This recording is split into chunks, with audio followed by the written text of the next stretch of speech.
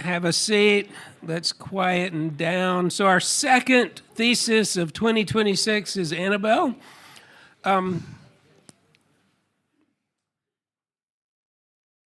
Annabel. Her thesis is really interesting to me. It's actually a thesis that many years ago, when I was a graduate student, I was asked in front of a whole panel of thesis professors, what about that Jurassic Park movie? Is that even possible, really? Why or why not?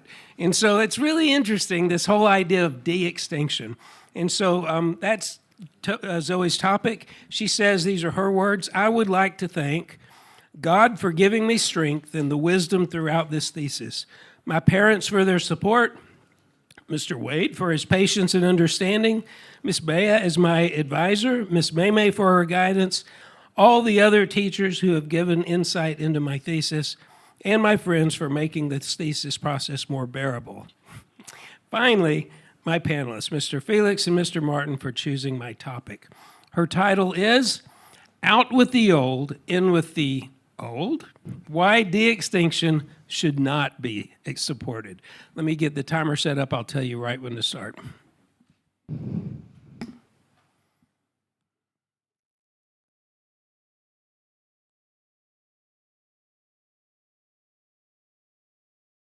All right, you can start when ready.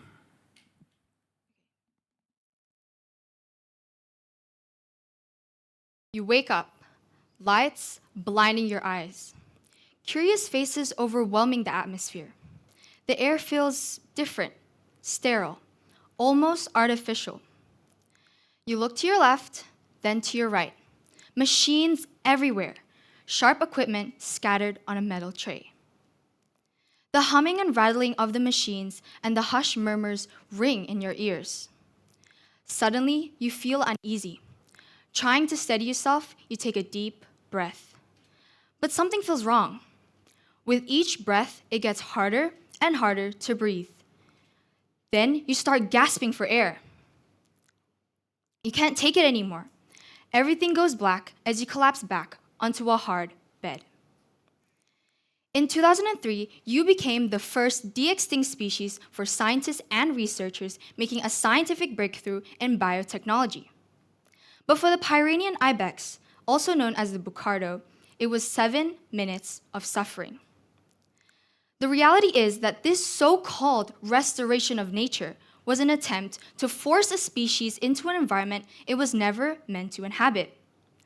This failure serves as a message that de-extinction is not a process of restoration, but a misleading program that feeds on human selfishness and greed. So, is it really worth supporting de-extinction programs? Let me take you through the history and foundation of de-extinction. Dolly the sheep was the first mammal to be cloned by an adult somatic cell, created in 1996, but sadly died due to lung disease and arthritis in 2003. Her existence provided a pathway and evidence that de-extinction could be done. In the 1990s, scientists suggested prioritizing extinct species that carried rare functional traits to determine which extinct species would be best for the ecosystem. The first and successful practical attempt of de-extinction on an animal was the bucardo in 2003, which only lived for 7 minutes after suffering from respiratory failure. Following this breakthrough, scientists approached an advanced genetic manipulation named chronogenics, which emerged around 2004, described as an attempt to add extinct DNA into living organisms, aiming to create functional hybrids. De-extinction is the process of reviving extinct species, which is mainly done through genome editing, cloning, and backbreeding. Backbreeding is the selective breeding of an existing species that retains some of the genes of an extinct species to create an organism that resembles it. An example of this is conducted by scientists working to create a species similar to the extinct auroch, which is the wild ancestor of the modern domestic cattle. Cloning, which is also known as somatic cell nuclear transfer, it involves inserting a nucleus from a preserved cell of an extinct species into a closely related species, exemplified by the experimentation done on the bucardo. Genome editing is used to replicate an organism's genes into a close relative's DNA until it resembles the extinct species. Some examples of this are the attempted revival of the passenger pigeon and the dire wolf. This is done by first using their DNA to analyze the genes that make up the characteristic features, then modifying the genome of similar species to include genetic variants that are found in the extinct species. De-extinction has become an exciting topic in biotechnology. However, as de-extinction methods show significant scientific progress, this raises important concerns about the impact towards the current ecosystem and the environment, putting the lives of animals and their habitats at risk. Not only that, but it raises ethical and moral concerns about whether humans are playing God rather than respecting his natural design, bringing up questions about humans' responsibility towards nature. Just like recreating an ancient painting, de-extinction can never truly restore what is already extinct, only creating a replica. Many scientists see this as an opportunity to make up for humans' past mistakes, but others may argue that de-extinction causes more harm than good.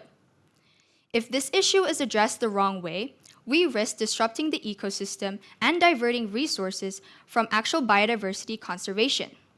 This issue needs to be examined. Therefore, de-extinction programs for animals should not be supported for three main reasons. First, de-extinction programs destroy today's ecosystem. Second, it risks diverting resources away from biodiversity conservation. And third, it is simply a human attempt in playing God. The first piece of evidence is that while the intention might be to recover a component of the original ecosystem, in reality, de-extinction programs disrupt today's ecosystem. For one reason, reintroduced species can act as invasive species, thereby posing a threat to existing biodiversity.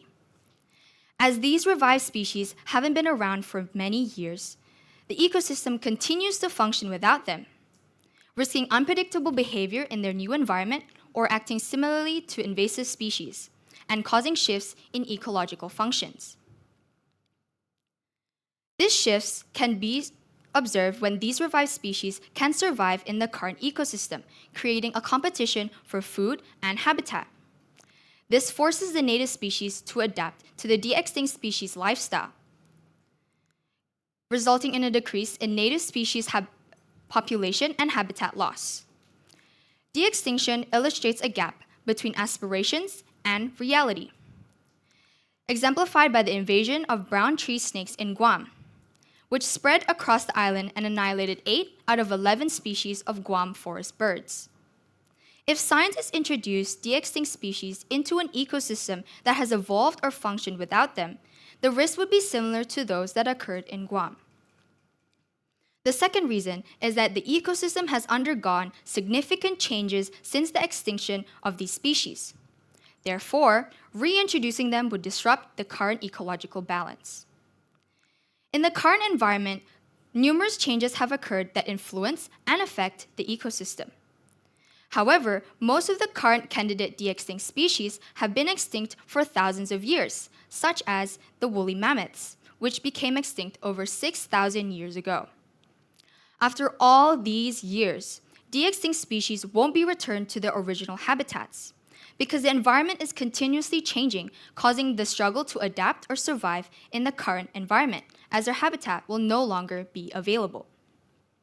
It's like trying to charge the latest iPhone with a 2007 iPhone charger. It simply wouldn't work. For instance, mammoths lived in Siberia and Europe during the era of the Ice Age.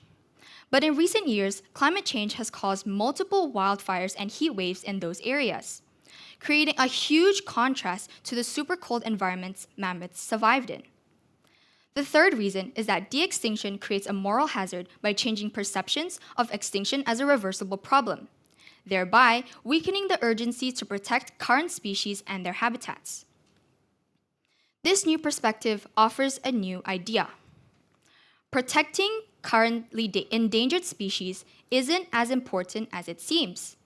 because even if they do go extinct, biotechnology can surely bring them back, indirectly leading to environmental degradation by minimizing the value of conservation. Additionally, environmental regulations protect living species in their natural habitats. So by law, de-extinct species are considered to have no current natural habitat. Biologically, these de-extinct species are a proxy. They are actually gene-edited hybrids, meaning they cannot be classified as their original species, which creates confusion or misunderstanding about what the species truly is. For example, through gene editing, the genes of a woolly mammoth are inserted into the closely related Asian elephant's embryos. However, this harms the Asian elephants as they are now endangered. If people don't see the need for conservation, ecosystems could be at risk. The second evidence suggests that de-extinction risks diverting resources from biodiversity conservation. For one reason, de-extinct species become a financial burden as they require a huge amount of funding to support the program. This includes expensive technologies and management needs, further diverting the attention of the public from actually protecting current species and their habitats. Compared to animal conservation, de-extinction programs require an immense amount of resources and funding. In cloning itself, the entire process may cost around $850,000 to $8.5 million US, keeping in mind that this entire process is aimed at reviving one singular animal, if the experimentation succeeds. Now imagine if scientists had to repeat this process over and over again just to produce one animal.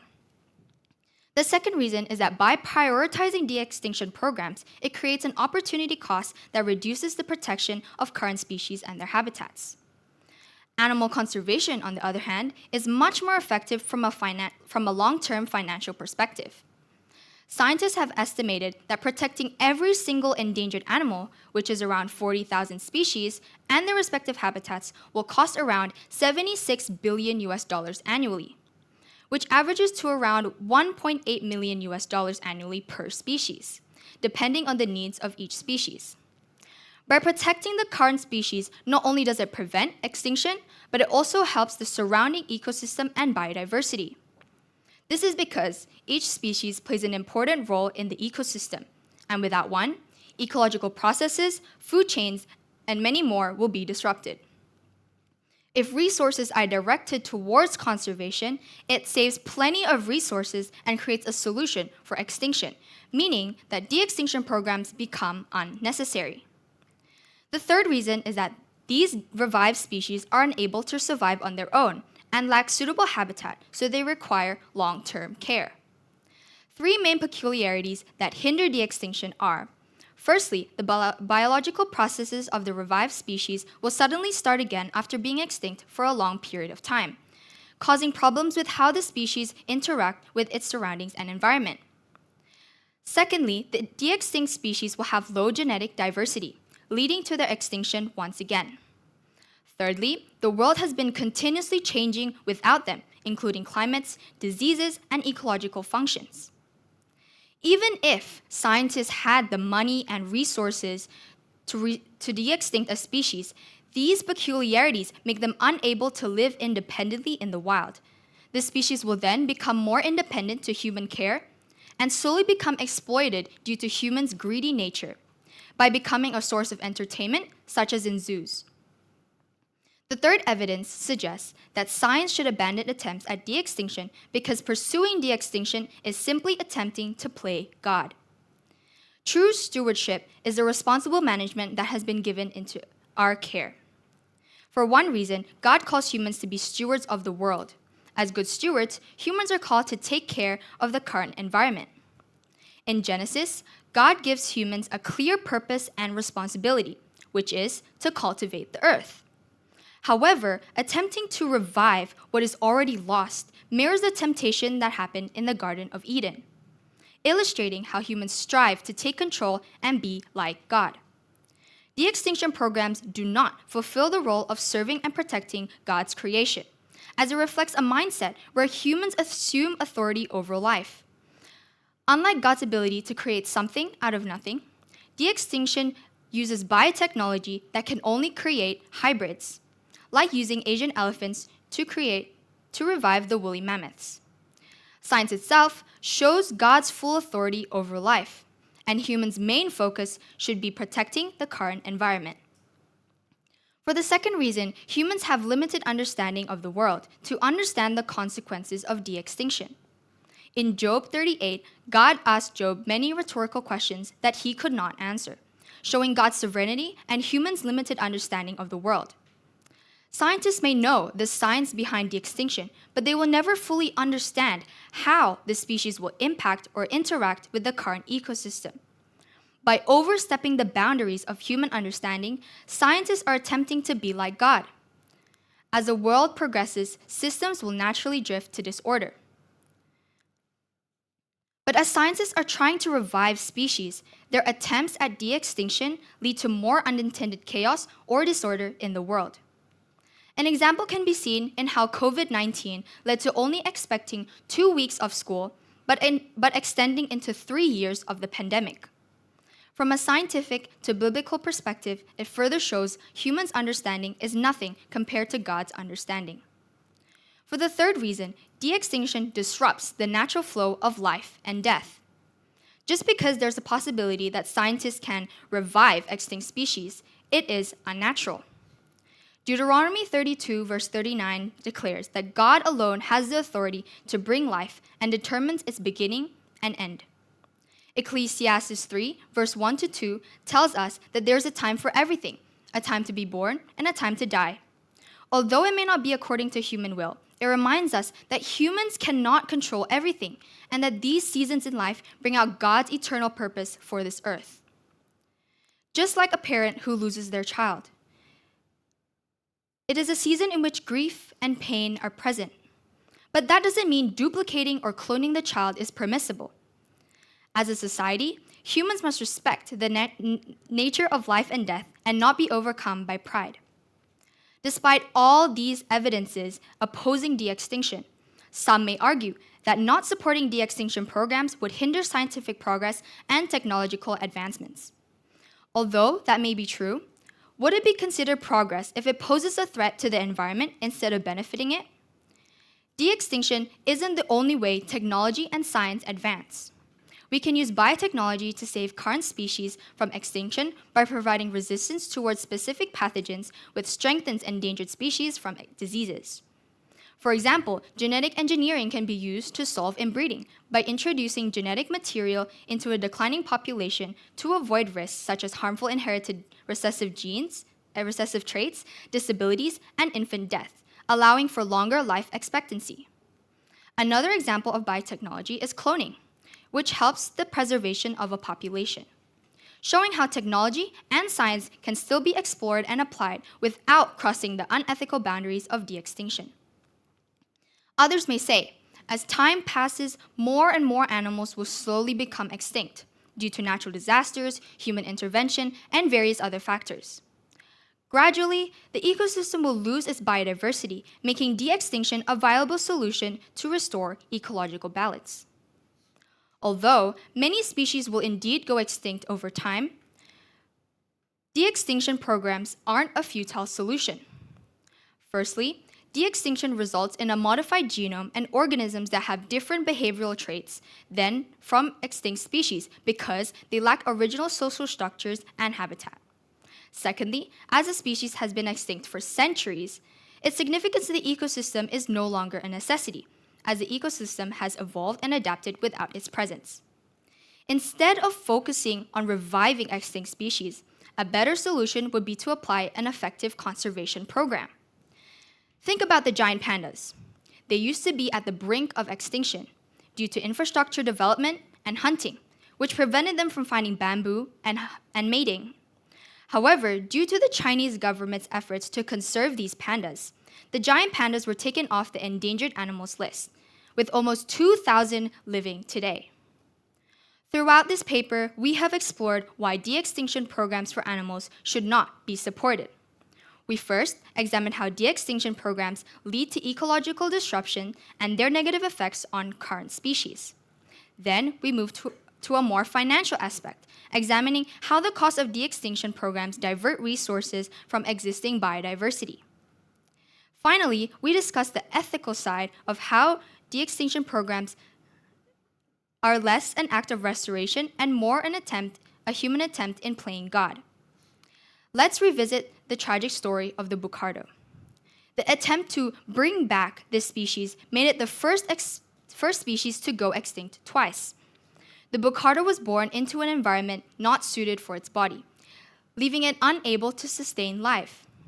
This might just be a single story of a failed experiment, but it serves as a major flaw to this restorative approach.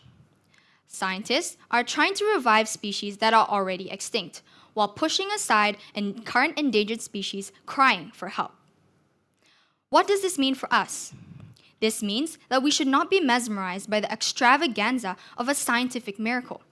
Instead, we should urge scientific institutions and governments to prioritize the conservation of species and their habitats over speculative experimentation. Furthermore, everyone should be able to raise awareness of the moral hazard de-extinction causes so that we are reminded of the current living species that still have a chance to live through conservation. Lastly, we can support conservation programs that protect current species and their habitats, rather than species that are already part of history. Because, at the end of the day, protecting what is still alive is the best way to honor the loss. Thank you.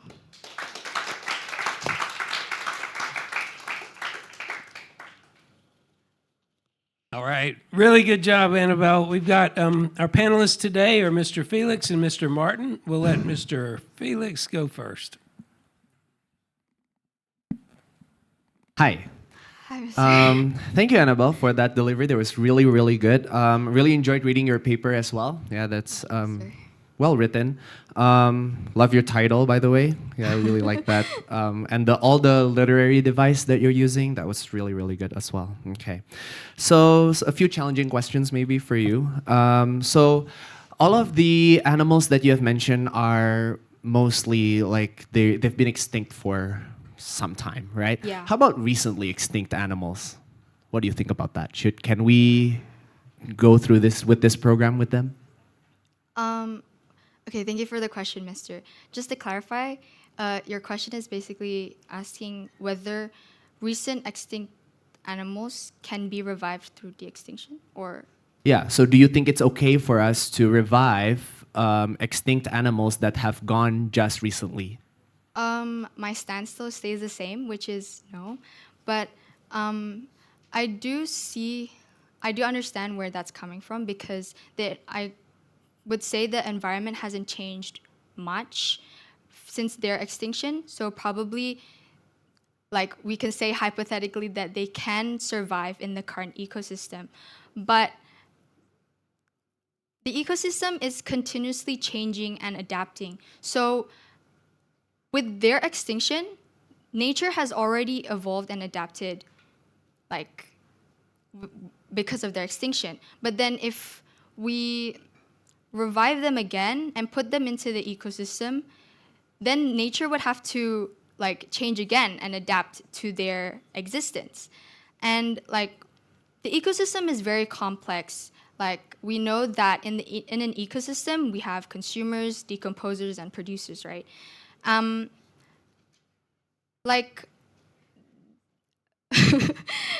ecosystem isn't just dependent on one single species. So if we, like, introduce this species again, even though it, like, was away maybe, like, for, let's say, a couple of months or years,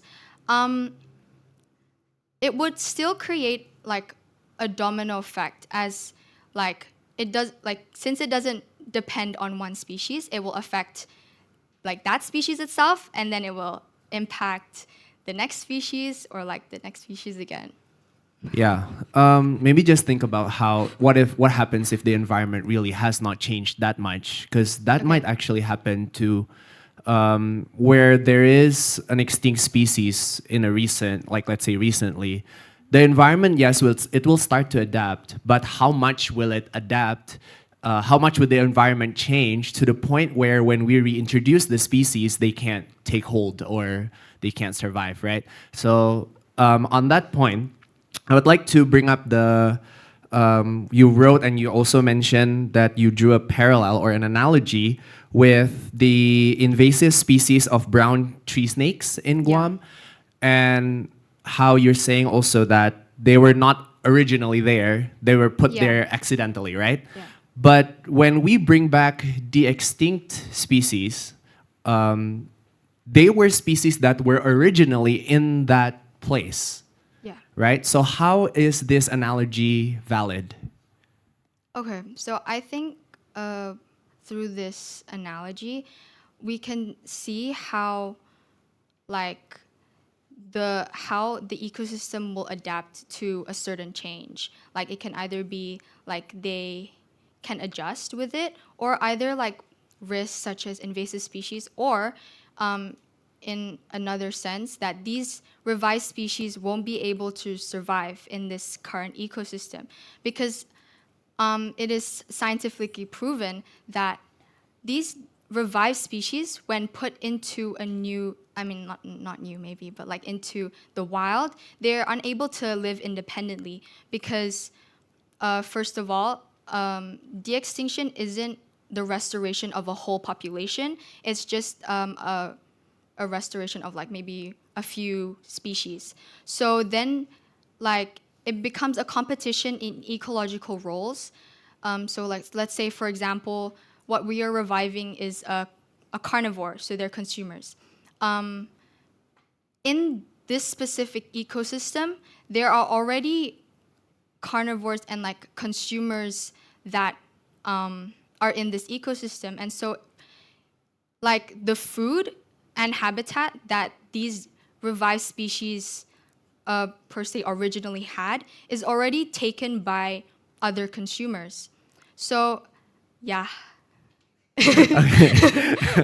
Are you familiar with the concept of trophic rewilding? Have you ever heard of that before? Okay, so trophic rewilding means we are reintroducing certain species to that place, right? To that environment. An example of this is the Yellowstone wolves, right? And so, aren't we doing the same thing with de-extinction, where we reintroduce, let's say, a large herbivore to restore grazing patterns, or a large carnivore to maybe control the population of herbivores? Aren't we doing the same thing?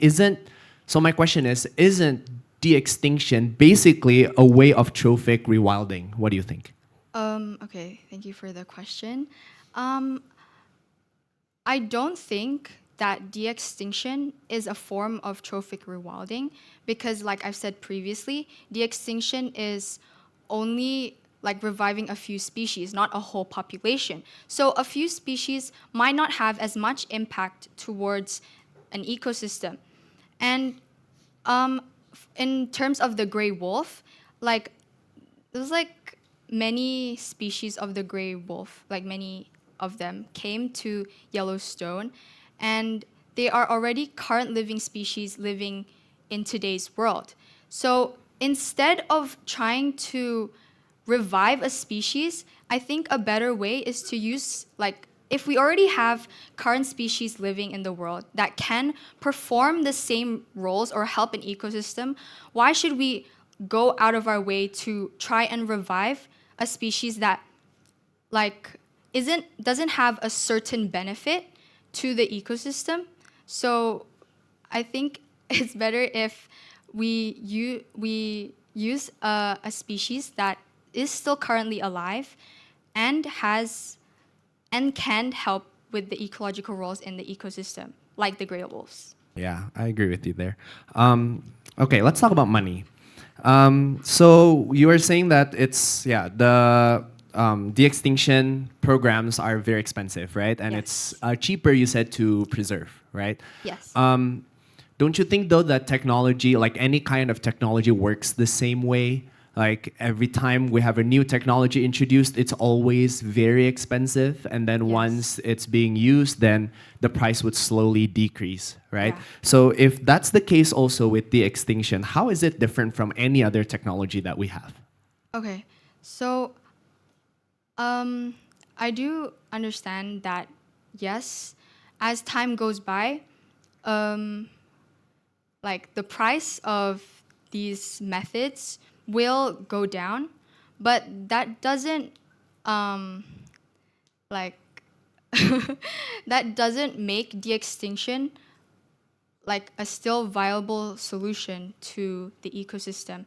And like that also means that conservation will also get cheaper then. So in a sense that like conservation will still be a better solution. Okay. Who's been funding the extinction programs? Yeah, there's this one organization named Colossal, if I'm not mistaken. They support de-extinction programs. So it's by private companies rather than Yeah. government funded? Yeah. Okay. All right. I think that about covers it. Thank you so much. Well done. Yes, sir. All right, Mr. Martin. Thank you for the privilege, Mr. Wade. Hello, Annabel. Hi, Mr. I'm really stunned and astonished with your performance, with your presentation. You really mastered the stage, and you got my. It's commendable. Actually, this is I love the topic. I'm not really master to it, but it just triggers some questions that I just want Okay. to hear your opinion about it. Okay. Okay.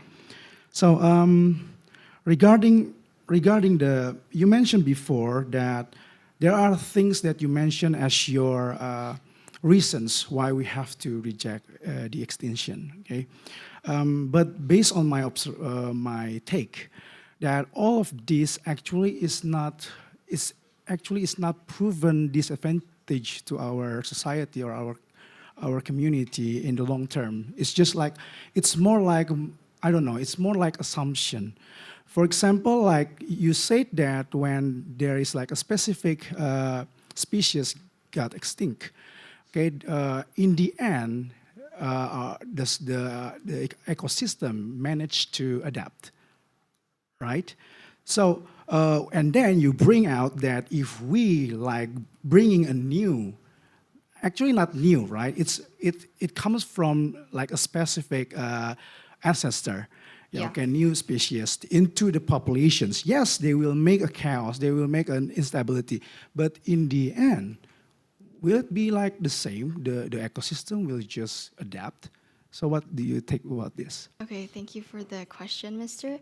I personally feel like on my take, I feel that yes, it like the ecosystem will always adapt, but then it goes back to my stance again that de-extinction, like the risk or like the outcomes of de-extinction is that they either can like thrive in that ecosystem or they won't be able to survive, so they will like just die again.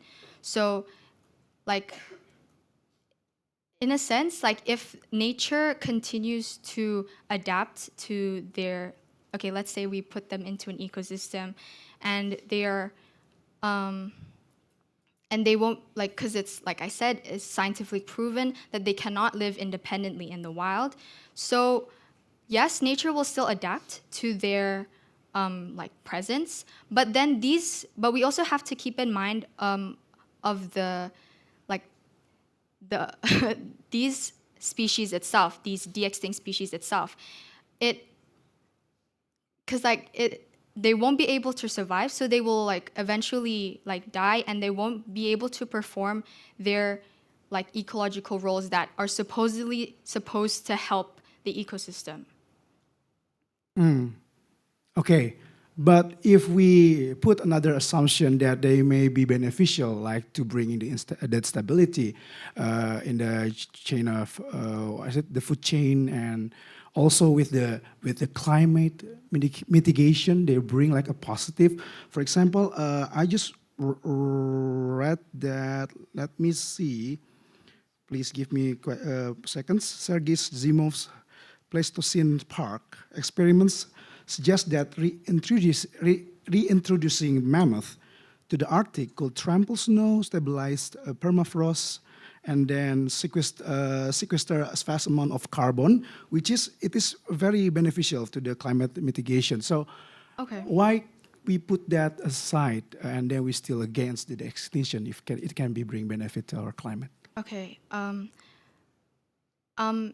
I do agree that this stance, yes, maybe they can bring benefits to the ecosystem, but according to my research, that de-extinction doesn't have like doesn't have a high success rate.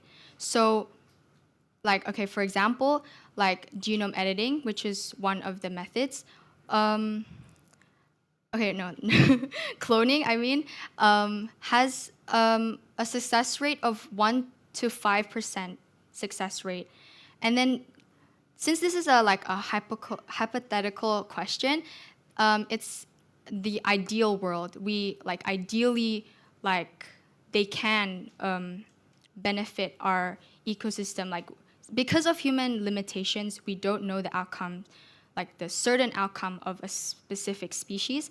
But since we are in this is not the ideal world. This is the reality, and the reality is that we should prioritize what is more important, which is to conserve what we already have, instead of trying to introduce a species into the ecosystem that has many harmful risks over like maybe like a few benefits.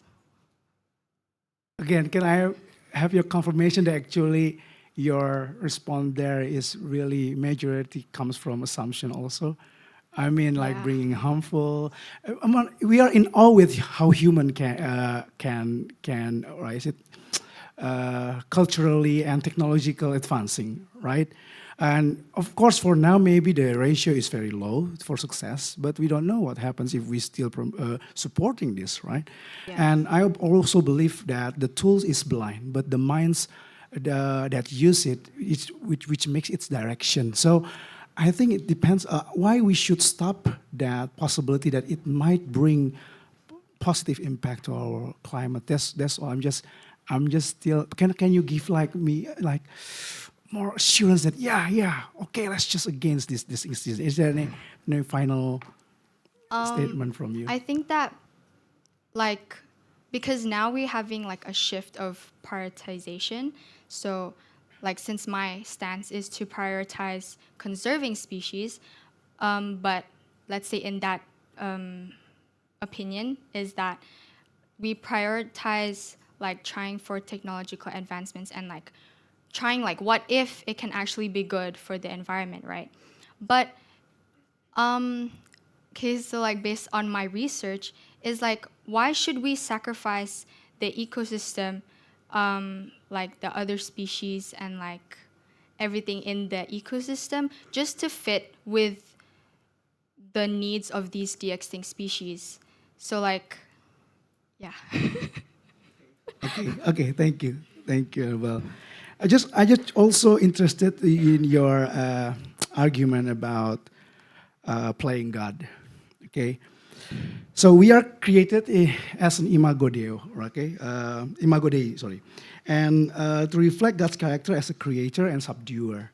So if we can use the same tools to save the living, I mean, and then we can also apply this approach of the extinction to like preserve our world. Can you give me a clear line between subduing the earth to bring into order or overstepping our boundaries as created beings? What is the Okay. line? To clarify your question, you mean what is the line, like the ethical line Yeah. between like reviving species and like conserving? Or Yeah, of course. Because for reviving, you said that we are acting like playing God. But how if, for example, God give us enough wisdom to make it happen, and that is one of His way to preserve our world. So, what is the line there? Playing God or conserving? I think the line of these of this like is that I think it's the intent or motivation behind why scientists want to like de-extinct this species? Is it to actually help the ecosystem, or is it just to like, oh, I did this new scientific breakthrough and like I did this by like my own self, like, or is it benefiting like humans, or is it benefiting the species? So like for example, let's say like the selective breeding of dogs. We know that humans or like scientists are trying to breed dogs with specific physical traits like that humans want, but we don't account for how like the quality of these dogs that we breed. Like it can cause like these selective breedings can cause disabilities or health issues or like hereditary disorders. And so I feel like if it harms the species and like the ecosystem, then I think that's where we draw the line. Okay, back to intention and motivation. Okay, thank you. That's all from me. Thank you, Annabel. Thank you, Mr. Back to you, Mr. Wade. Okay, some would ask this question, Annabelle. Sorry. Yeah. So a lot of things that mankind takes on, we have a purpose. Like, for example, we went to the moon, right? That has nothing to do with de-extinction. But when NASA went to the moon, just the process of getting there made so many technological advances in other areas. How about this idea that doing by de-extinction, just by working through this process, I think we're going to learn so much about genetics that we didn't really know before. And so isn't there some benefit that isn't about conservation or bringing back animals, but just about knowledge, about learning? Isn't there a benefit there? Okay, thank you for the question, whoever asked the question. I think that yes, de-extinction can open like to new research and like understanding of like genetics. But like as I have said in my thesis, we don't need to go through de-extinction in order to have science, like technology and scientifically like to advance.